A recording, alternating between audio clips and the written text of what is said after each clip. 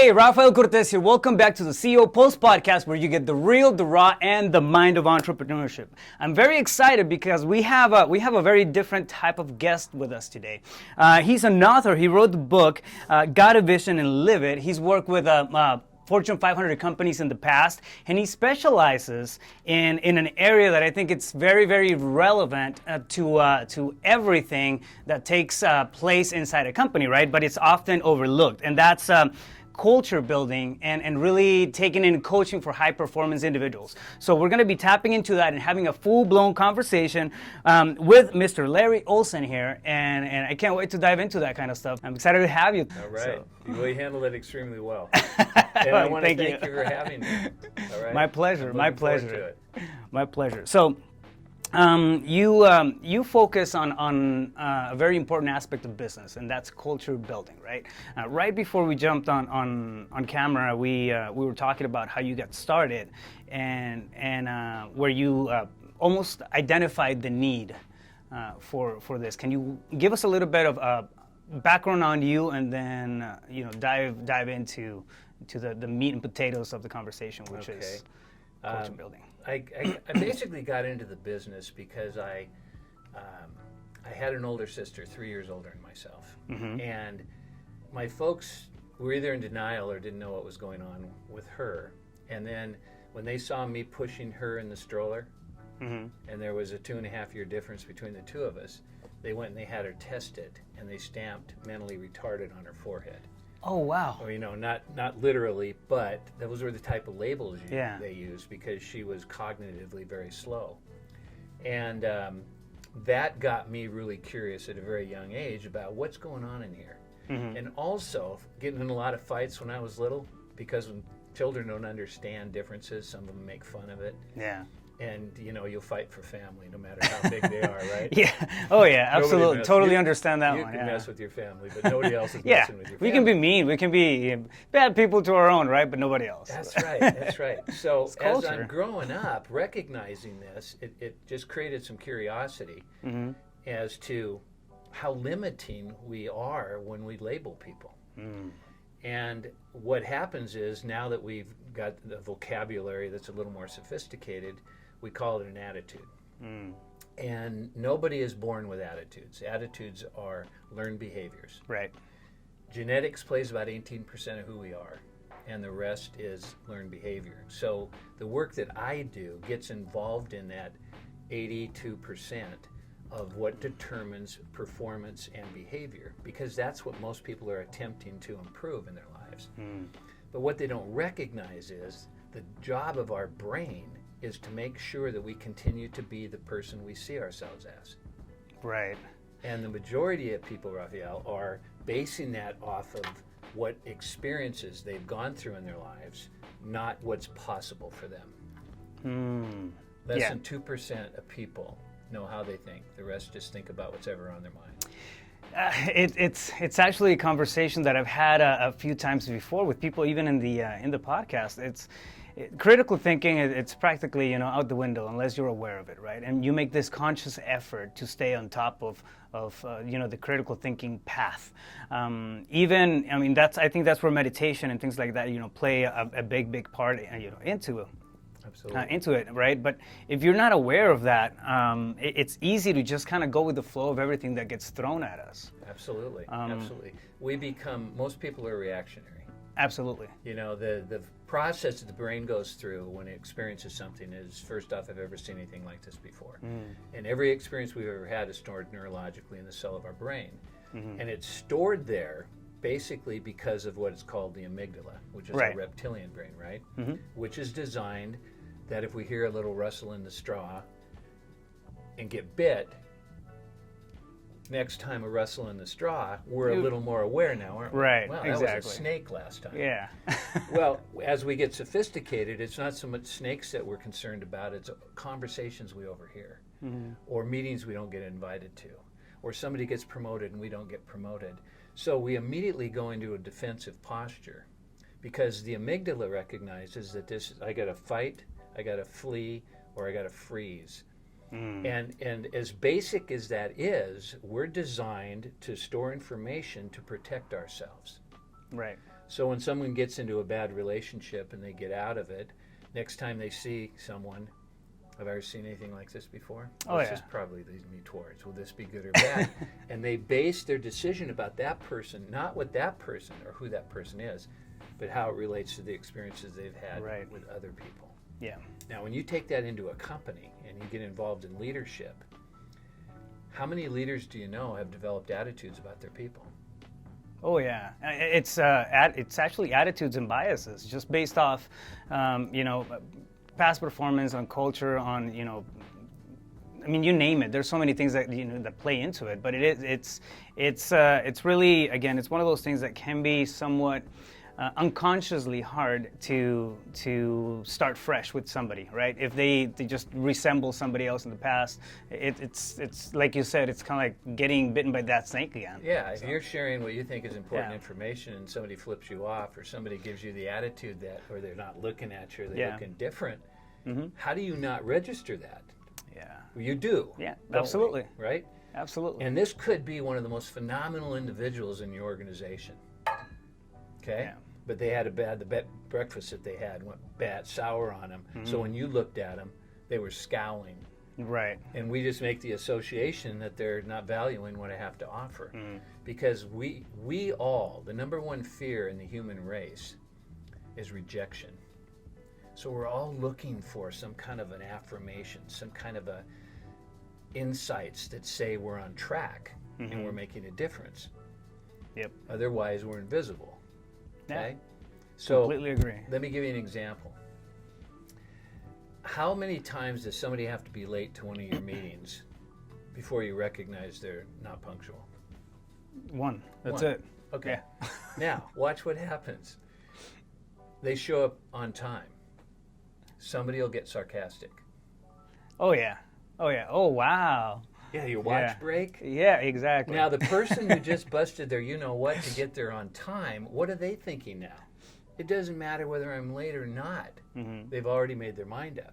Yeah. So here's the thing. Even though you witnessed punctuality, it didn't change our mind. That's how quickly we can make our mind up.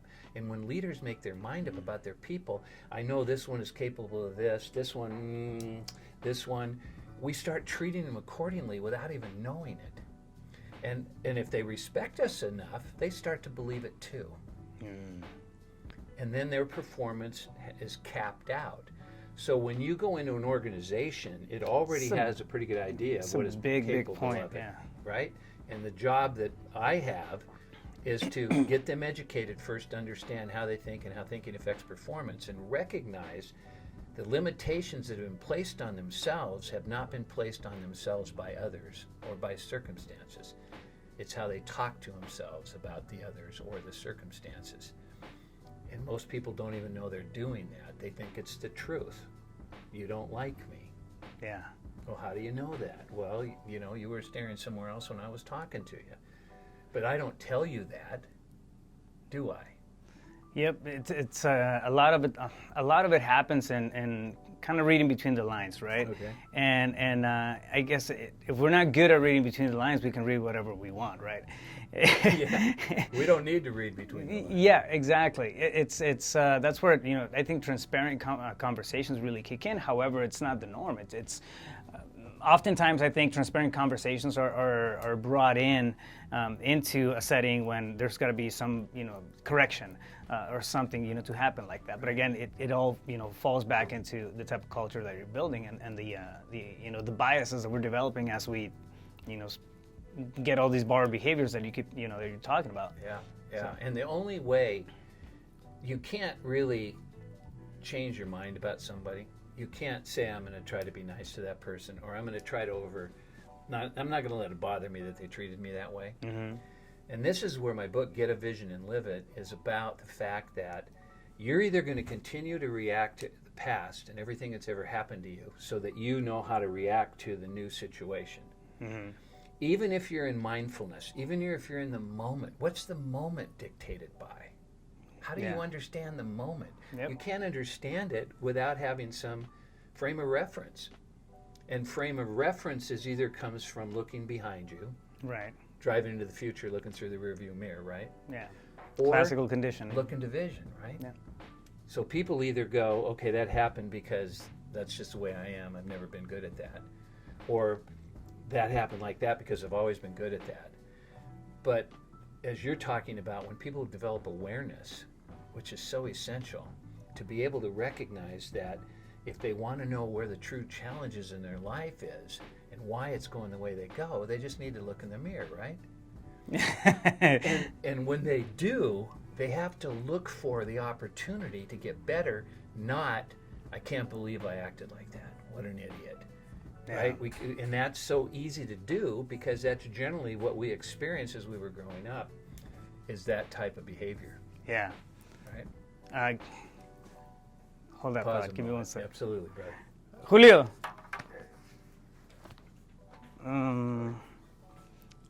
Hola, ¿están en el desk? Yeah, thank you.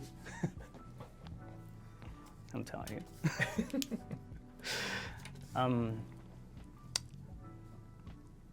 We can pick it up there. Okay, so when I mentioned that your mind's already made up, the idea is then how do I change my mind? Mm-hmm. And you change your mind the same way your mind was established, by how you talk to yourself. Right? In my book, it's called Rox Talk, ROX, because neurologically, every time you think of anything, you register one experience neurologically. Mm-hmm. And I use an example of not having any attitudes, where like the little Dutch boy or girl goes up the hill and they have the 2 buckets. Yeah. You know, and if the buckets are balanced, they're balanced. But if you put too much in this one, you lean that way, too much in this one, you lean this way. And I put a positive on this side and a negative on that side. So as I start to get experiences, I get positive experiences and negative experiences. And it's all relative to the category or the subject, which is punctuality, okay? I know whether I'm punctual or not. Okay, so I have an attitude about being punctual. By the time a child is 10, they have over 100,000 attitudes. Oh, if not more. If not more, right? Absolutely. So we don't even know that those are going on, but it's interesting how quickly that can happen. I was at a grocery store once when we lived in Houston, Texas, and there was the cutest little girl, and she was kind of clinging to her mom's skirt, and she has a beautiful little smile, and I walked up and I said to the lady in front of me, I said, "Is that your daughter?" She said, "Yes, she's our shy one." Any idea what that girl's going to grow up to be? Shy one, yeah. What's She's already learning, What's yeah. Grandpa say? Yeah. So we start picking up all this information from the tests we get in school, to whether we're good athletically or not, to how we are musically, you name it, mathematically, and we don't recognize that. We have just put a lid on our ability to go beyond that. Absolutely. I've talked about it, you know, I can't remember exactly which episode it was, but we did tap into learned behaviors and borrowed behaviors and you know, the biases that they develop, right, as we start to get out of our comfort zones and like the level of barriers that get built around those, you know, those thoughts, because whatever we learn at an early age is going to really, I mean, it's going to dictate the amount of adversity that you're going to come across as you're trying to do new things. For example, you know, feelings of worthiness. Oh, you know what? I'm not good at public speaking. I am not good at this. I'm not good at... You picked it up somewhere along the line as you were growing up. Sure. Somebody told you one day that you know, your voice was weird, or you were quirky on some aspect, and it takes, when that happens early on, it just like stamps that you know, that belief, right? And we start borrowing beliefs from Or people. even if you watch somebody embarrassed in front of others, right? Exactly. Oh wow, I don't want to be there. And now you just got bitten by a snake. Right. Yeah. And that's the thing. I mean, as leaders, as entrepreneurs, I think a lot of times we, and I'll speak for myself on this, right? The biggest work is going to be done within ourselves, but it's our job is to bring that opportunity, that level of thinking, or that openness of possibilities to our team, right? Absolutely. And build that culture up from within, like really get them to the point where they believe that they can get, you know, the results done, and you know, as part of a just an organization even, but it's more importantly as part of, you know, being an individual. Yeah, absolutely. Yeah. Absolutely. Good insight. So How does that happen? How do you change your attitude when you have all these borrowed beliefs and because I mean, yeah, nature versus nurture, right? The you know, that's the oldest question in every psychology book. Sure. But it's which one is it? I think it's a combination of both. We borrow behaviors as we go along, and then we have some innate just traits that come with us because babies, when they're 2 months old, they start to showcase stuff, right? Yeah. So we have this set of this box of beliefs, this box of attitudes and behaviors that we kind of unpack as we start getting more mature. When you have that box in place and you have a specific bias on something, how do you shift it? How do you change that to align with whatever vision you want to get to? For example, to me, what we're doing right now used to scare the crap out of me. Okay. And it's still now, like, one of my biggest setbacks is I have an accent. It's hard for me to put myself and expose myself out there, and like I'm very self-conscious about it. At this point, it's just one of those things that I say, the hell with it. I don't care. Yeah. I do. Right. I keep telling myself that I don't, but I do. But still, I take that. Denial doesn't help you overcome it. Yeah, right? exactly my point. But it's. I understand though that for me it was one of the toughest barriers. However, you get somebody else who's a natural conversationalist, and then put them in front of the mic, and they're like Tony Robbins. Sure. And it happens. But for me, it took a long time to figure that out, not even get comfortable with it, but just. Get over the barrier. You bet. Yeah. So I'm playing in that space. However, what can you tell us about how to change those perceived behaviors and attitudes that we have within ourselves to match a vision that we want to reach? All right. Great question. I talked about the rocks being dropped in those buckets, right? Mm-hmm. And every thought is registered as one experience neurologically. So what begins to happen is we form patterns. Neurological patterns. Mm-hmm. We know how to react. I throw you something, you catch it. Right. If you don't think of yourself as a catcher, it bounces off your chest, right? It all goes to the attitude you have about whatever that moment happens to be. So all of that is built through observation. It's built through the kinetics of interacting, touch, feel type of thing. And it's also our language and how we talk to ourselves. So individuals have to, once they recognize that I got the attitude because I go, God, that guy's late, how rude. He's 5 minutes behind the meeting. Is I have to change my conversation to go, I wonder what happened to this guy. He was 5 minutes late. After the meeting, I'm going to have to find that out. And 9 times out of 10, you're glad you didn't say anything. Because once you hear this story, you realize what an ass you would have made of yourself by ridiculing this person in front of others, and more importantly, how others thought of you as a leader for doing that. So one of the visions in leadership is to create an environment where others can be successful. And the first thing one has to do, part of my education is having people recognize that they're awesome to begin with. We popped out of the womb. If you knew what the sperm had to do to reach the egg, it makes winning the lottery look like something that's like flipping pancakes. I mean, it's easy. And we know what the odds are of winning the lottery. Well, the odds of being alive are 100 times that, which is we can't even comprehend. So the gift that we got is life, and we're in it now. And it's not something that we have to suffer through. It's something that we be creative in. It's not lessons that we're learning. It's finding our way to the vision. And what's the vision? Well, more often than not, with most people, it's been given to us from others. Yep. Our parents, our teachers, our friends, our be whatever, a doctor, right? Be a lawyer, be this, be that. Yeah. And and some of it feels good, some of it doesn't feel good, and then we start making comparisons. So back to answer your question, if I got my attitudes by how I talk to myself about experiences, I need to change the conversation. Because when we pop out of the womb, we got billions of neurons. A lot of them will go away because we're not utilizing that. Like if I tried to speak your language, you'd hear my accent. But if I grew up with it, I'd have the neurological basis to be able to pick up those nuances. But if it's not used, they go away. Now you don't. By the time where you and I are, we still have over 100 billion neurons, each one capable of storing 3 to 5 million bits of information. So it's beyond limitation. There are no limits other than what we make our mind up to. So one of the biggest learnings that we have to have is we first have to change our vision to everybody I come in contact with is remarkable. If I witness a behavior that's not, I now need to learn. See, there was a guy named W. Clement Stone. You ever heard of him? No. He was an industrialist back in the 30s, and he was a multimillionaire. Imagine that in the 30s. He was an inverse paranoid. Inverse paranoid. He believed the universe was conspiring to do make him happy. good, to do him good.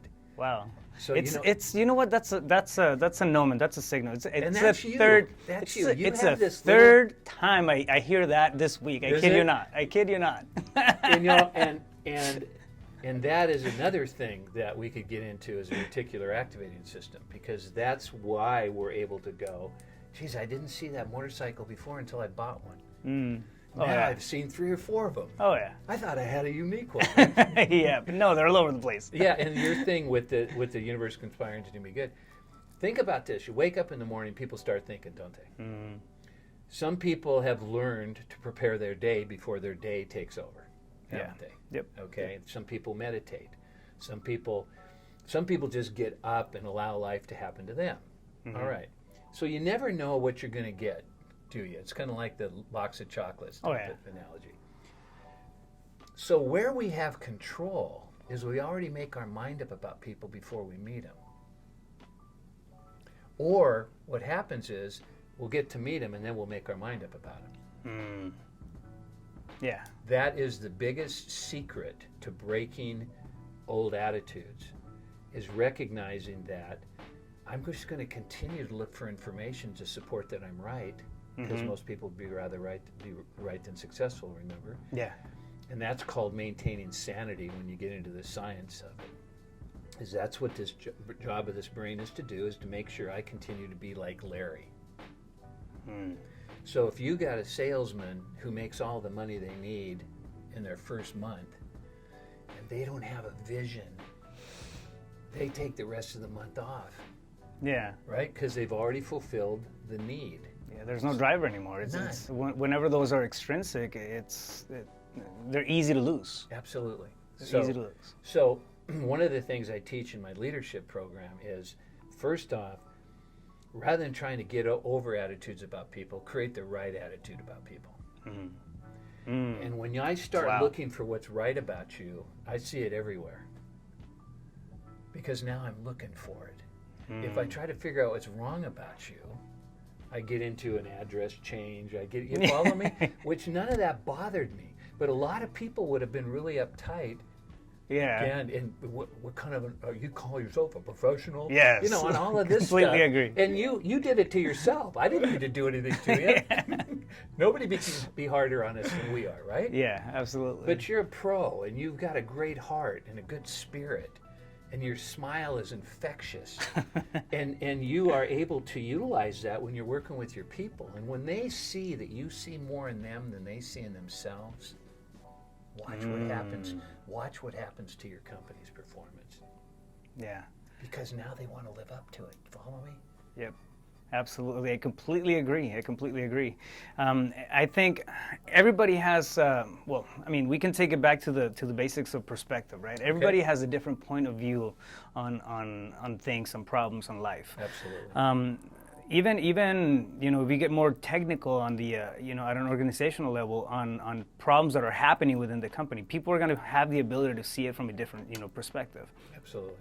If one practice, I guess it's one thing that I started doing a long time ago, but this is really what almost like the gateway drug, right? To start to believe and trust in people. I always meet somebody with the right foot forward.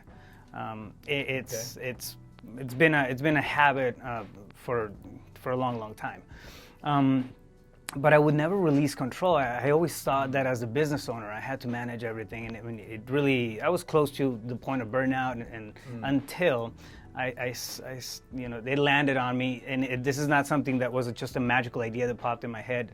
I wish it had, but no, somebody told me this. You're hiring people because they have some, a specific set of talents, a specific set of skills that you need, right? Let them use those skills. Let them use their talents. Let them be great. And when they told me that, Wow. This thing just clicked inside my head. An aha from it. Yeah, I got a big aha moment, and at the time I was running a transportation business, and logistics were insane and everything. But I started to delegate a little more and kind of let loose, and then next thing you know what? I'm liking it. I'm liking the fact that people are being developed from within the company, and all I had to do was just loosen up the rope a little bit. And for a lot of people, that's easier said than done.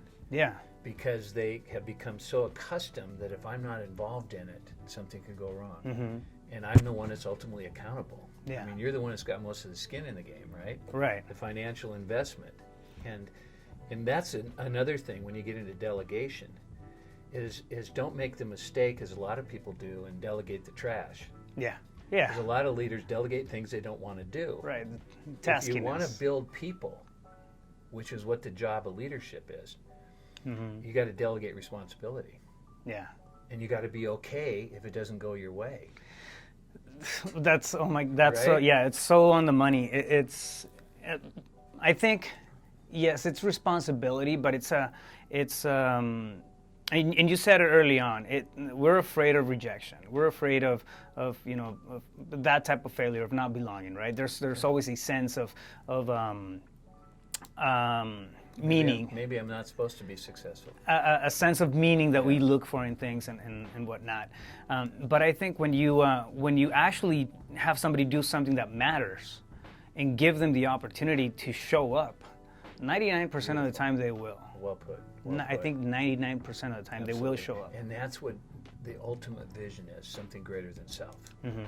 Absolutely. When I go into a corporation, it's all about, first off, educating all the people, so they recognize their own inherent preconceived notions, if you will. Yeah. And they recognize that the people that they weren't looking forward to coming to work to see, they now have to look forward to seeing that person, because that person's developed an attitude about them too. Oh yeah. Because we know whether someone's vibing with us or not, right? Yeah, totally. And if they keep copying an attitude, they'll blame it on us, we'll blame it on them, and and then you've got all this going on.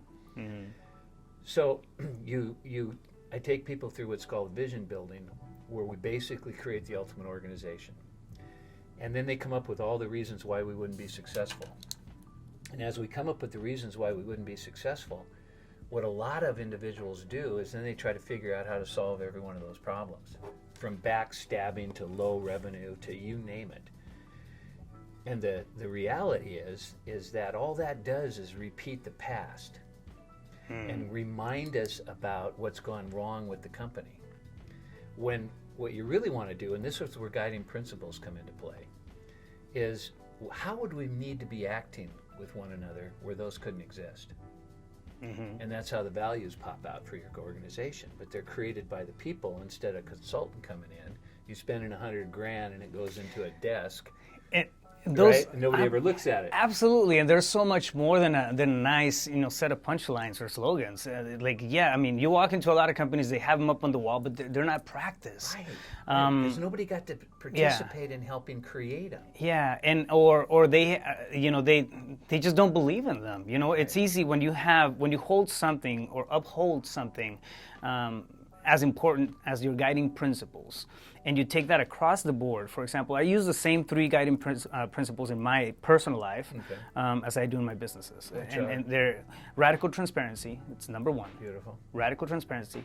Number 2 is extreme ownership. So anything that happens, whether it's good or it's bad, it's going to be my fault. Yeah, it's my fault. Radical transparency, extreme ownership, and then the third one is people over profits. Beautiful. We're in the real estate business, we're in the coaching business, but we're never gonna screw somebody over to make $1. Yeah. It's just not the way we work. People over profits. We do what's right by people, and that's internal in the company, personal at a personal level, with clients, with vendors, and everybody in between. People over profits. Yeah. 3 simple things, and it's really cool to take that and then see the team actually get married to it and adopt it. Like, wow, that is so cool. It's so simple. 1, 2, 3, boom. Isn't it? That's it. Isn't it? And the cool thing, something I just got to share, like a really cool thing, I mean, during cold calls and lead generation and all that stuff, you know, we have to go through in real estate business, right?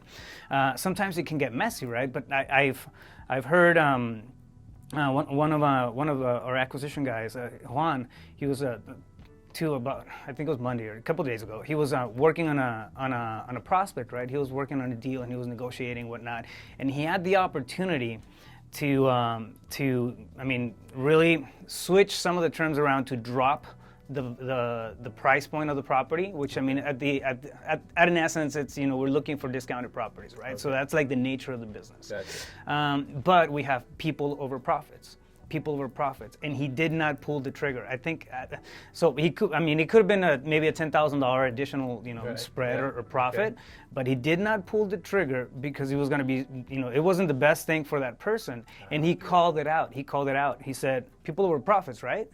And I was like, yes, yes, yes. I mean, it was like a victory dance in my head. But it's so cool when you have, you know, a good set of principles that you can uphold as an individual, and then live up to them, bring them into your company, and then have everybody else be okay with them, buy into them. You know, it's a beautiful thing. It's a beautiful thing. Yeah, it is a beautiful thing. And you know what you're so well aware of?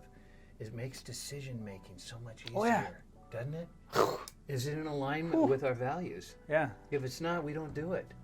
Yeah. Period. Simple as that. Yeah. It's just and guiding now we're principles. not spending our whole time over analyzing everything. Yeah. You know, we're able to rock and roll and really enjoy this thing called life, which doesn't last very long. And I absolutely. I really like the way that you put it earlier. I mean, the gift is life. Going, especially for overachievers, it's we can get lost in the transactional state of life and lose, you know, some of that humanness. Do you have any children? That's really, have 3. What are their ages? It's 9, 14, and 20. My stepdaughter is 20. Okay. So yeah. Oh yeah, like across. That's why I laughed when you said 10-year-old. Like, oh yeah, I think my 10-year-old has 17 million attitudes, but like. Yeah. And so... you know what, for people that have children out there, one of the greatest things you can do for your kids is, as high performers, never seem to have enough time for their children. Yeah. But everything they're doing is for their children. Mm-hmm. Yeah, they just don't know. They don't know. No. They don't know how great you are wherever you're great at. So one of the things is when you're putting your kids to bed at night, is to, as you're, you know, reading or whatever, ask this question of them. Say, what were you most proud of today? And first time I asked my son that, he says, "What do you want to know for?" Because I'd never asked the question before. I said, "I just like to know." You know, and he shared with me, and you know, he told me that I was really proud of recess today. You know, and I'm thinking, like, you didn't discover world peace or something, you know, recess. And I go, and then this is where it's really important to remember that every answer you get is your next question. And we should do that with everybody we come in contact with. So I said, "Why recess?" He said, "I got to kick a goal today, Dad." And I said, "No kidding. Now, if you want to change how your mind works, the more emotion that you can attach to your thinking, the bigger neurological impact it makes on us, because it becomes much more significant. And that's what generates our awareness, is that we've determined a significance. And some people call that vision, some people call it goal, some people call it, you know, I got to get this done today. However you want to talk about that. Yeah. And so I said, "How'd that make you feel?" And he goes, "Made me feel really good." Now, I could have stopped there, right? I said, "What's good mean to you?"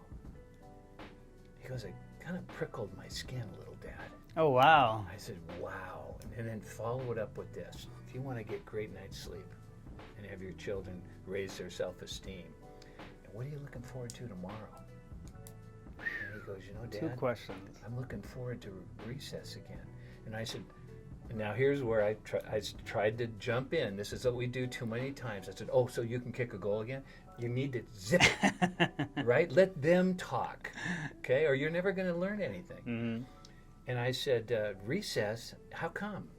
He says, when I kicked that goal, I felt really good about it. But my buddy Brad, he looked a little sad. So tomorrow I'm going to do an assist and let him kick the goal. Oh, wow. And I said, good night.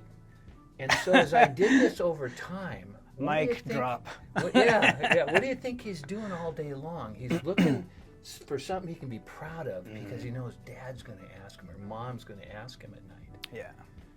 And I think all of our listeners need to do that for themselves. Is just before you go to sleep tonight, ask yourself what you were most proud of. Other than I got to do this and I got to get that done, and boy, I should handle this like the right. And then we're just thinking all night long.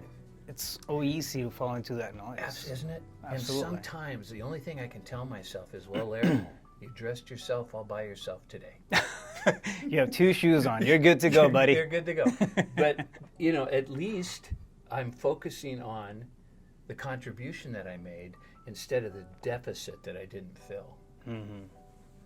Yeah, no, I love it. I just started doing something. Well, actually, a couple of weeks ago, I do real estate coaching, right? And I have group coaching, and people come to me for advice on how to set up their business, get to their first deal, and that sort of thing. Oh, great. I've just kind of been trickling, ideas here and there to my 14-year-old son, Alejandro. And all of a sudden he listened to one of the interviews that I had, or not interviews, but one of the calls that I had with one of my students, and he's like, Dad, how do I become your student? To me, the most beautiful thing I've ever heard, right? Like, yes, he wants to be my student. And I'm in my absolutely. Like, I wanted to scream and jump and do all kinds of stuff. Like, I gotta play it cool. Gotta keep it together. So I'm like, well, if you want to be my student, I guess I could give you a shot.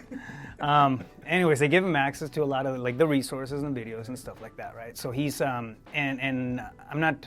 Inside my head, what I wanted to do was really, get him, sit him down, give him a pen and paper, and then step 1, step 2, step 3, and they just micromanage the hell out of everything. Yeah, exactly. I wanted to do a mind dump on him. That was my initial reaction. And then I was like, chill out, bro, chill. Well, good for it's not good. So anyways, I stepped back away from it. I gave him access, gave him a couple of things, a handful of things that he could, tackle on. And then a couple of days go by, and I ask him, how are things going? Oh, yeah, good. And then he starts to throw some of the lingo back at me. I was like, yes, he's watching this stuff. He's learning this stuff. He's going through the scripts and learning the business. And then he, some more time goes by, and I told him, do you want to listen in on some of the coaching calls? And just, if you want. If you don't want, that's fine. Yeah. And he's like, yeah, I'm interested. So he sits down on it, and he starts to listen, more and more and get more familiarized. He was like, I want to know everything that you do. So I started to bring him into the team meetings and he's pretty much my partner, right, for the ride of the day. And he's been sitting in on some meetings and trainings and coachings and looking at deals, looking at this and that. He doesn't talk much. But oh my God, they process everything. They process everything. And this is just yesterday from the coaching call. I told them, did you have fun? They're like, yeah, it was fun. Tell me one thing that you learned. And I was talking with my students about procrastination and analysis paralysis. So he came in and he just broke the whole thing down. Like, I learned about paralysis. He couldn't remember the word, but he knew what it meant. Okay. And he goes, procrastination, that one. I was like, all right, cool. What does it mean? It means this, and that, and it's based, it can be based out of fear, and I'm being afraid about something else, and I gotta overcome it this way and that way. And point being is that I had a misconception about my own son. Okay. Before he said he wanted to be my student, I just thought he wanted to play video games. I just thought, and he sees me do stuff, and we mess around, and we do. We work out quite often together. We do a lot of things, and dad and son type of stuff, but not on that space. And I sit with it, and now just the awareness kicks in, right? It's like I'm fearful. I could have lost that opportunity, just by not. And you just having a simple had the conversation. most profound statement right there for all our listeners and myself. Is how easy it is to make our mind up. Yeah. Even about a 14-year-old. Yeah. All he wants to do is play video games. Yeah, no, he's... My 14-year-old is now 32. And his video games has caused him to have his own production company down in LA, Yeah. where he puts sets together for music videos and commercials. Yeah. Wow. And if I had copped a bigger attitude about all he's doing is video games, Yeah. but yet there's so much more that they want to be interested in. But if we're not interested in finding out what that is, and you opening up that opportunity, and then when you get a chance, start finding out what all this means to him. Mm-hmm. Okay, because the more we attach meaning to things, the more we're open to even a greater learning of it. And sometimes we can't do that without someone asking us the question. Yeah. Why is that important? I do this. You do that? You probably do that already. I do. Well, the why, of course, it's always one thing that I think it's in danger of extinction is critical thinking. I'll take my knowledge with a side of common sense, right? But it's not. It doesn't happen that often. People, like you said earlier, people just take information at cost. The vision, it's not even their vision. It's borrowed from somebody else. So the act of thinking. It's almost like a lost art. I don't know if I'm being too blunt about it, but it's really how I feel. It's because there's a lot radical transparency. Yeah, it's exactly. But there's just so much exposure to different points of views, perspectives, different lifestyles, different whatevers out there, right? And it's easy to get overwhelmed and saturated with the noise. You bet. Information overload. Now. To sit there and have all this, stuff that's readily available for us and still make a space to be your own person, it's a rare thing, right? Yeah. So it's one thing that I keep pushing to the people who are around me. One of my phrases is, figure it out. It's empowering in an asshole kind of way, but it's empowering. Why? Because it depends on your intent. Yeah, exactly. Right? Yeah, and I mean, I don't know. That sounds like I'll tell this to my kids all the time. Like, Dad, the thing's not working. The thing won't turn on. And it sounds like a you problem. Figure it out. And Good. And they're learning how to go to themselves. Yeah, exactly. And they know you're still available. They're going to be okay. I am not emotionally abusing my children. It's just they love you. Builds character. Yeah, and I saturate them with praise, with correction, with everything. That's my strategy. I'm going to saturate the heck out of them. They're going to be fed up by the time I'm dead. They're like, okay, cool, we had enough, Dad. But it's you'll be damned if they're going to suffer from low self-esteem. Oh, absolutely. Right? They're going to be able to figure shit out. I'll tell you that much. So it's that's another thing that we should just talk about quickly here. Yeah. Is worthiness. Absolutely. Right? Oh yeah. Because that's the key. Is a lot of people won't give themselves the credit they deserve to be able to sustain success. Absolutely. It becomes fleeting, and then when something goes bad, that's more comfortable than something going right. Self-sabotage. That's where it kicks in. Hey, I mean, where did that start? Yeah. When you got a first paper back in school, it had everything circled in red. You did what? I mean, I threw mine away. I don't know what you did. Wrong. I mean, it was what we did wrong. Yeah. Nobody circled what we did right. Oh yeah, absolutely. The studies are amazing. With fourth graders in math, they had like 30 questions, and one kid missed 28, and he had 28 circled wrong. The other kid had 2 circled right, and he improved in math. Just from shifting from what's wrong to what's right, imagine how many people know what they're not good at compared to what they're good at. And you realize it's not the person, it's the environment that they grew up in. It can be critical to a negative sense, but the intention is right. If I point out what's wrong, you'll get better. But we don't know the impact, or we do know the impact that being wrong plays on us. Because pretty soon it's not I did that wrong, it's I'm wrong. Yeah. And that is it's no longer a situational judgment. It's based off of the person and the character, and that spills over. I mean, culturally, Hispanic culture, I mean, we're very well known for that. You did this, and pointing the finger instead of at the individual instead of the situation. Okay. And I don't think your culture has a lock on that. Right? Oh yeah. Yeah, I think everybody does a pretty good job of that. Oh, absolutely. It's like, yeah, Why have to take accountability when I could be involved in this? Yeah, exactly. I'd have to do something about it, right? Absolutely. It's easier to point the finger. You bet. And it can happen. I mean, it can happen at an organizational level if we're just not aware of it. It goes back to what you were saying earlier, right? Instead of, you started looking for the stuff that was right in the person. Yes. For example, in me when we met earlier, as opposed to the wrong stuff. And I think, I mean, if anybody's going to take anything from this conversation, I think that's one of the biggest things to walk away with. Shifting that paradigm of knowing or getting to greet somebody or starting to know somebody with the guard up, right? And with an automatic negative connotation to that person. We just don't know. We don't, I mean, they may look one way, right? But it can be a life that they went through. It can be, a different stage in, whatever they're trying to do. I've had, some of the best people that have worked in my companies have had less than desirable backgrounds. Yet, they're doing amazing. They're turning around. Well, you believed in them. Yeah. You're going to have to take some credit for that. It's right? I guess, yeah. But that's part of your philosophy. It's part of your values, and it's growing you.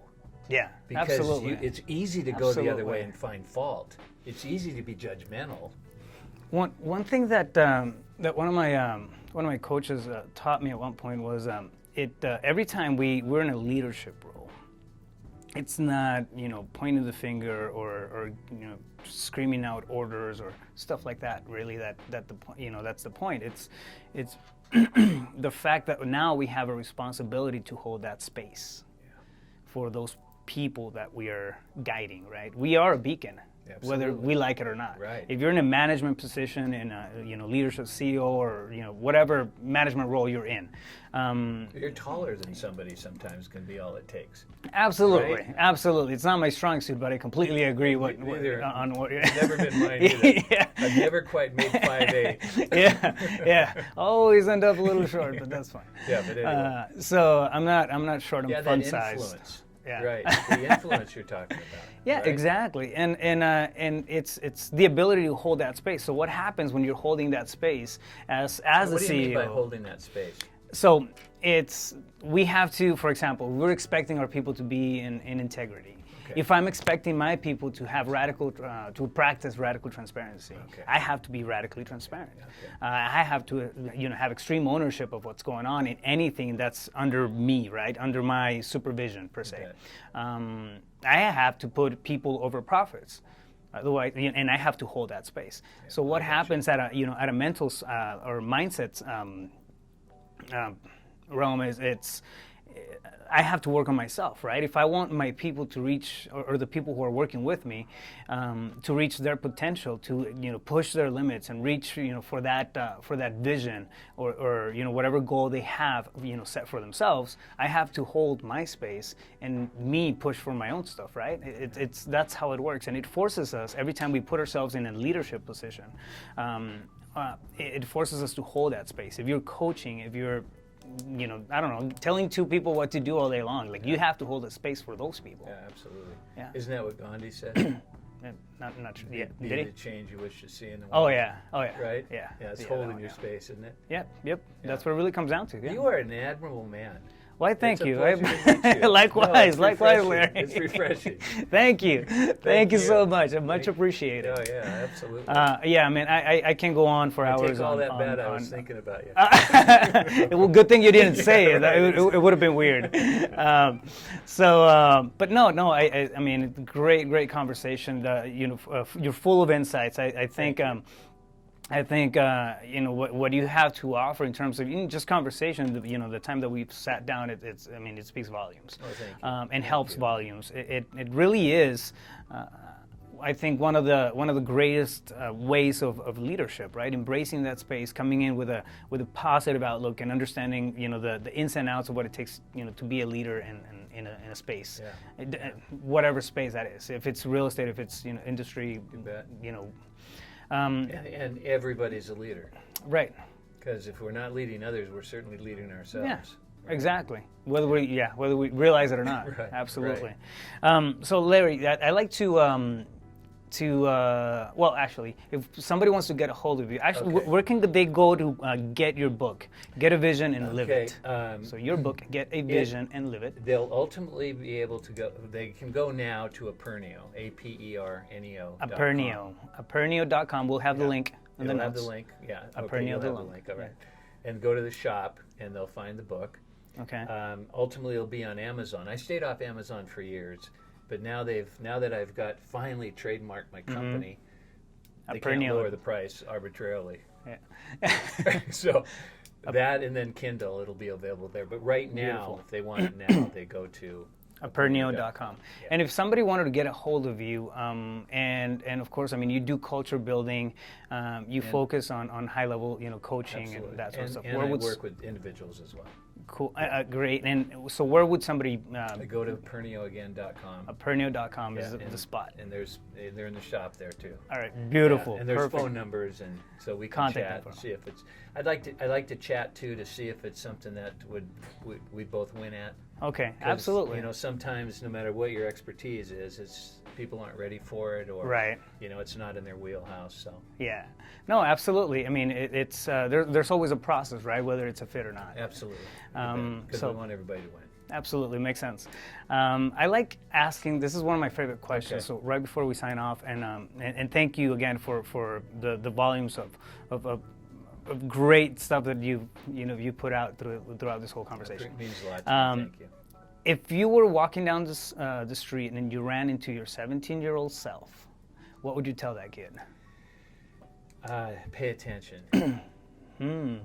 It's not about you. That would be the first thing I'd say. It's not about you. Make it about everybody else around you. Wow. Servant leadership in its finest, right there. Yeah, there you go. Pay attention. Boy, It's I not wished about. I'd met that 17-year-old. I have no regrets, but boy, it took me a long time to get over myself. Yeah. And my wife says I'm still working on it. We're all work in progress, That's right? right, That's absolutely. that's a great thing about I it. haven't met anybody who's arrived yet. Well, Larry, thank you so much. I really appreciate you stopping by. Amazing conversation. pleasure. I look forward to having another one down the road thank you, if you buddy. are game. So, Yeah. with that being said, there you guys have it. I hope you guys enjoyed this as much as I did. You got it here at the CEO Pulse podcast, where you get the real, the raw, and the mind of entrepreneurship. Stay focused. You got this. Boom. Right.